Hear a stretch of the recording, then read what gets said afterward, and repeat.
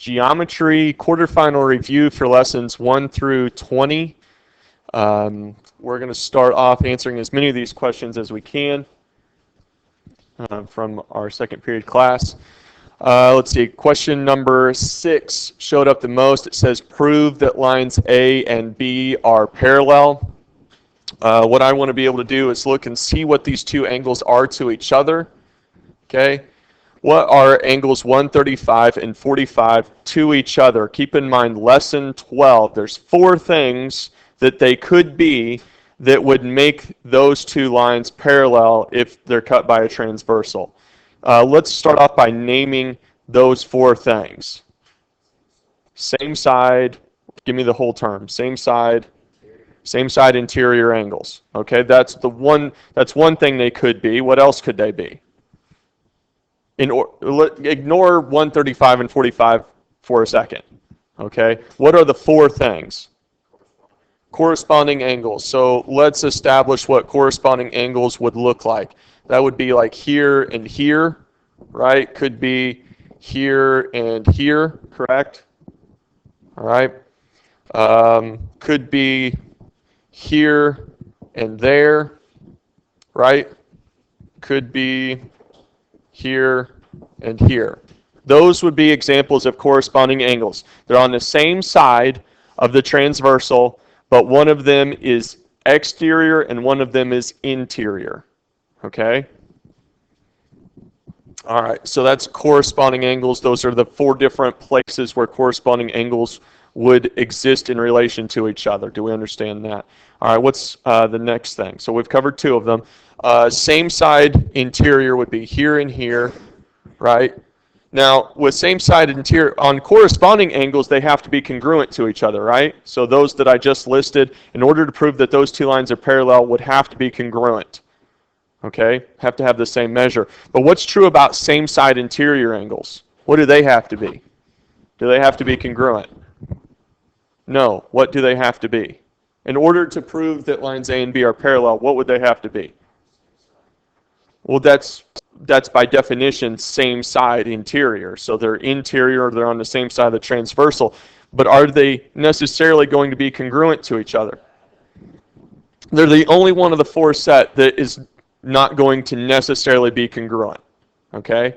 But they do have to be supplementary, which means what? What does the term supplementary mean? They have to add up to 180. So what we're looking at here is we're saying, 135 and 45, those are same side interior angles. Does 135 plus 45 equal 180 degrees? Does it? What's 135 plus 45? 180. So 180 equals 180, right? All right, so what does the answer key say for that question? Let's code it down and check it out. Is it much more involved than anything that we've just listed here? The lines are parallel, so all we need is a statement. And so we know that they're same side interior, but before I could do anything, right, I needed to know that they summed up to 180 degrees. But keep this in mind, they might not include the word converse as one of the answers in the answer key. So you might know the phrase same side interior, but if we are trying to prove that 2 lines are parallel, if I don't know that those 2 lines are parallel and I'm trying to prove that, I will always have the converse at the beginning of the statement. Okay? So anytime it says prove these 2 lines are parallel, you have to have the converse as part of the answer. Okay? Do we understand that? Okay. Because without that converse part of it, you will be wrong. All right. So going back up there, we do have other possibilities that exist, not to answer this question, but you also have alternate interior. I'll give you an example of alternate interior. That would be like 135, and this angle here would be alternate interior. They're on different sides of the transversal. If you're not familiar with it, this line right here is my transversal. Okay? So we could also have alternate interior, and you can have alternate exterior. That would be something like here and here. Okay? Do we understand what the term alternate means? Do we understand what interior and exterior are? Do we understand what same side means? Do we know what corresponding means? Okay, we have to know those terms. Okay, that's why I made such a big deal out of lesson 12. All right, so that hopefully gets us on question number 6. Okay, let's see, question number 9 shows up next. Okay, question number 9 says, look at the progression of the pattern below and formulate a conjecture regarding the number of squares that will be in the 5th step of this pattern. So you see that, all right, we make a table of values. So x, y. X represents the figure number, right? So far up here we have 1, 2, 3, right? Y is going to represent our output or our number of boxes. Does that make sense? Okay, so number of boxes in figure 1 is 1, right? How many boxes in figure 2? How many? 4. Okay. How many boxes in figure 3? 9. Okay. We want to know how many boxes there's going to be in figure 5. All right. Look real close, if you will, at the relationship between the figure number and the number of boxes. We have 1 to 1, and then 2 to 4, and 3 to 9. Does anybody know what's happening? They're being squared. Did you know? Is that what you were going to say, Jordan?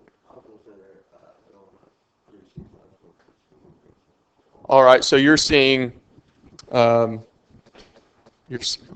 that again for me. I said 3, 6, 9, 12. Well, okay. So you are going up 3, but then it's 5, not 6. Oh, my bad. Yeah. Okay. So I kind of like Chandler's that it's being squared, right? It's my figure number squared. So I could do a test on this, but all right, so if we go 3, right, the next one in the middle, because you notice we have 1, and then we have 2, and then we have 3, right?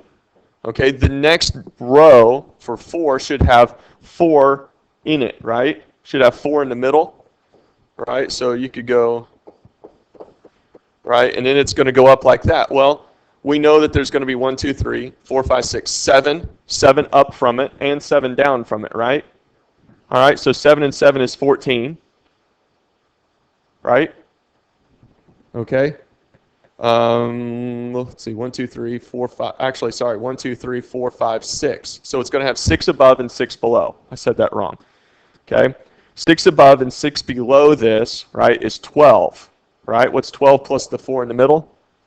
16. So did the pattern hold up? Is it 4 squared? All right. So how many should there be if in figure 5? 25. All right. Do we understand that? We can see the pattern. So if I know that my pattern is my figure number squared, then I don't have to continue to draw figures, right? I could, we know that how many boxes are there going to be in figure 7? 49, right? So do you see how finding the pattern helps us out? All right, let's take a look. Let's make sure we got our answer right for number 9. We got what they're looking for. They just say 25. That's all they want. Okay, so that's all just about finding figure numbers. Okay, let's go back up to question number 4. 4. Identify 2 sets of adjacent angles and 1 linear pair in the diagram below. Adjacent angles. Adjacent angles are angles that share a common vertex and one side, or a ray. Does that make sense? Okay, so if I picked out, let's say, angle SXT, can anybody name an angle that is going to be adjacent to that angle? This is going to have multiple answers. Okay? Anybody? What do you say? X, Z, XVW? Okay, so she's saying X, well, by saying XVW, that's what I'm, right? If I start from X and V, okay, so 2 things there is that they don't share a vertex, right? And they don't share a common side. Okay, so XVW would not work. Okay? Anybody else? An adjacent angle to SXT. What they already said, it says WXV. XVW. But what do you think, Jordan? TXU. Yes, TXU is an adjacent angle to SXT. Good. Okay, because they share the vertex X and they share the ray TX or XT. Does that make a little bit more sense? All right, so we need to identify two sets of adjacent angles. That's one possibility. Michael, pick out an angle. WXV. All right. All right. Somebody else pick out an angle that is adjacent to that. Chandler. UXV. That is exactly right. UXV is adjacent to WXV. Okay. They share the vertex X. They share the ray XV. Does that make more sense now? All right. So we identified two sets of adjacent angles. We need to identify a linear pair. Jose, could you pick out an angle in the diagram? Just name me an angle in there. TXU. Okay. We won't be able to use TXU, and I'll explain why. Because if we want a linear pair, we need an angle plus that angle that's going to be 180 degrees, right, or form a straight line. So we can't use just one angle with that angle to get a straight line. So we actually need, maybe I should have been more clear, we're going to need an angle that either includes S or includes W. All right, so you want to pick a different angle? SXU, okay? So we have that angle right there. We need an angle that with it is going to form a linear pair. Katie, what do you think? WXU. That is exactly right. WXU plus SXU forms the linear pair that goes all the way from here to here, which gives me a linear pair. Yes? Yes. Okay. Do we understand what that question is looking for? Great. All right, so that's question number 4. Let's go on to question number 5. Find the distance between points 1, -12, and 9, -6. All right, first off, let's get our distance formula written down. So it's the square root of what? X1, okay? Okay, it's minus, all right? So that establishes that x sub 2. No. Plus. All right. Y1 minus Y2. Okay. Obviously we don't have this down. Okay? We need to have it down. Okay? So if you haven't already, you need to write it down. Okay? Get it solidified before Thursday. Okay. So I would come over here to my 1 and -12, my 9 and -6, and go ahead and label them x1, x2, y1, y2. Okay? Okay? Okay, so what is 1, Jordan? x1. Okay, what is -12? That's our problem. Okay? So whenever I have a coordinate pair, this is x, this is y. So we're getting in our head x1, x2, but they're coming from separate sets. Okay? So what is -12? Y1. Very good. Okay? So whenever I come over to 9, what is 9? X2. And what? Y2. Okay, so if I can label those, and I know my distance formula, the rest of it is just substitution, correct? Okay? All right, Jose, we're going to start off, and then you're going to help me put things in. Can I go ahead and get my parentheses all of that, because we know we're going to carry that in. We know we're going to have that plus. We know we're going to have this minus, and we know we're going to have that minus, right? Everything else just gets subbed in from this part. All right, so if I know I'm going to have distance problems on my test, the very first thing I would do as soon as I come in on Thursday, I get handed my box sheet, is with everything closed and everything put away, I want to get as much information on my box sheet that I know I'm going to need to know so I don't forget it during the test. I used to do this in high school classes, is I would write down my formulas somewhere, right? So I wasn't cheating, I was just trying to get on paper so I could reference back to it, right? So that would be my first practice come Thursday. As soon as I'm able to, as soon as I'm allowed, I'm going to write down the distance formula on my box sheet, okay? So that I can use it. Okay, let's see. Jose, tell me what numbers I'm plugging in. 1. Okay, 1 minus what? 9. Okay, then what? Negative 12. Negative 6. Notice that I'm not dropping any negatives, right? I'm going to use everything. That's why I carried everything down to begin with, and then I moved everything in as substitution, so I didn't start losing the negatives that I know that go into the equation, and I didn't lose any negatives that come from the negative numbers in my coordinates. Okay? Let's come from here. Chandler, what's 1 minus 9? Negative 8, so we got negative 8 squared. Okay? All right, Chandler, what's negative 12 minus negative 6? 6. Nope. Negative 12 minus negative 6. Negative 6. Very good. All right, negative 6 squared.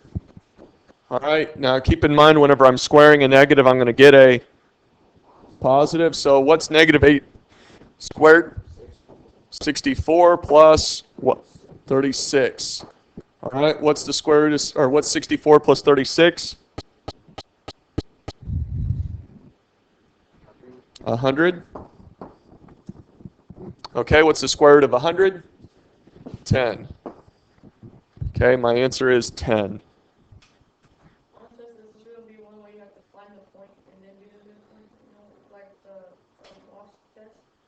Oh, you're asking, is there a question where they give you a point and the midpoint and you have to find the other point? If it's on our review, if there's a midpoint question on the review, then there'll be a midpoint question on the test. Don't know if that specific question will be on there, but do you want to see how to do that real quick? All right, so your question is about midpoint. Don't get midpoint confused with distance formula. There are two different equations, okay?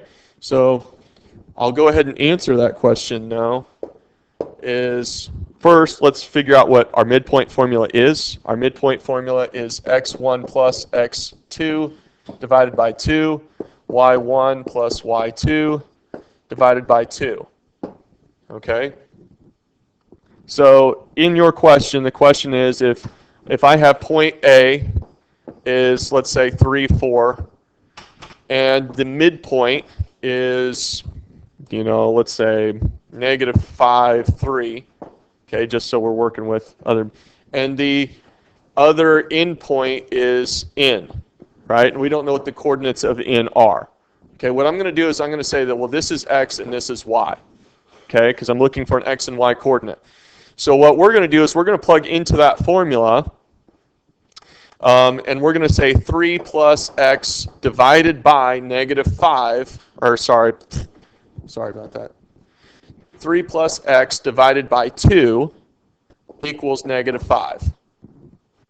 Okay? Because my midpoint is the solution to the midpoint formula. Okay? So I have the solutions to the midpoint formula, but I'm missing part of the problem. Okay? And then over here, I'm going to have 4 plus y divided by 2 equals 3. And then I'm going to solve for x and y. Those are going to be my endpoints. Okay?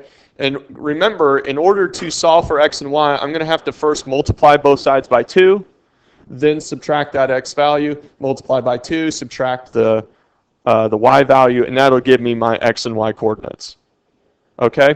Now, they might give you a midpoint question where they give you where they give you both endpoints and you have to find the midpoint. You're still going to use that formula. Okay? All right. All right, so that was number 5 we solved. Let's look at number 7.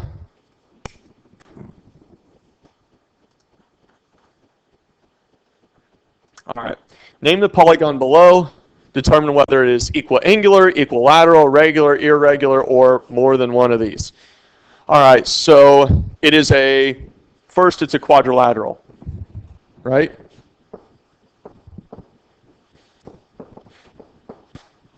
Why is it a quadrilateral? 4 sides. 4 sides, okay? Next, it is a rectangle.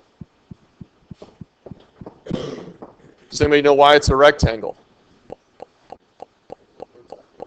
Can't go based upon that. I got something more specific. It has 4 right angles. And because it's a rectangle and it, quadrilateral, it is a parallelogram. Okay? And because it is a rectangle and because it's got 4 right angles, what else do we know about it? Go and look at our list up here. It is equiangular. What does the term equiangular mean? Same angles all around. So, 4 congruent angles. Okay? It is not equilateral because it doesn't give me any tick marks to show me that all sides are equal. And it is not regular because not all 4 sides are congruent, which makes it irregular. Okay? So I don't know what all shows up in the answer key list for number 7, but that's everything that I would list. Okay? All right, we will end there. We didn't cover as many questions as I wanted, but hopefully the other class will pick up some of these, and you guys aren't testing until Thursday, so I'll answer as many questions as you guys want. All right, see ya.